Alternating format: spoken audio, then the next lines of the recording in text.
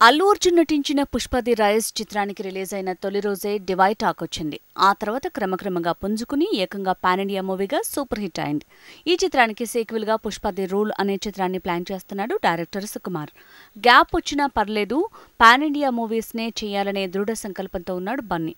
అందుకోసం అతని టీం తీవ్ర ప్రయత్నాలు చేస్తోంది. ప్రఖ్యాత బాలీవుడ్ సంస్థలు, దర్శకులతో సంప్రదింపులు జరుపుతున్నారు. అయితే తాజాగా writer cum director Trivikram Srinivas పేరు ప్రముఖంగా వినిపిస్తోంది.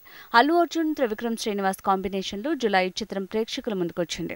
ఆ తర్వాత son of Satyamurthy movie release అయింది. అలవైకుంఠపురంలో చిత్రం ఇండస్ట్రీ హిట్ గా నిలిచింది. ఈసారి అల్లు అర్జున్తో పాన్ ఇండియా మూవీని ప్లాన్ చేస్తున్నాడట త్రివిక్రమ్. ప్రస్తుతం మల్టీ స్టారర్ ట్రెండ్ కొనసాగుతోంది. దీన్ని అందిపుచ్చుకుంటూ బాలీవుడ్ యంగ్ స్టార్ కార్తీక్ ఆర్యన్ ని కీలక పాత్రకి ఎంపిక చేశాడట త్రివిక్రమ్. నార్త్ సౌత్ కలయికతో ఈ మల్టీ స్టారర్ పాన్ ఇండియా మూవీగా మెప్పిస్తుందని భావిస్తున్నాడట. బన్నీ పుష్ప 2 మూవీని, త్రివిక్రమ్ మహేష్ బాబు మూవీని పూర్తి చేశాక ఈ ప్రాజెక్టు పట్టాలెక్కనుందని తెలుస్తోంది. మొత్తానికి అల్లు అర్జున్ కూడా మల్టీ స్టారర్తో ప్రేక్షకుల ముందుకు రాబోతున్నాడన్నమాట.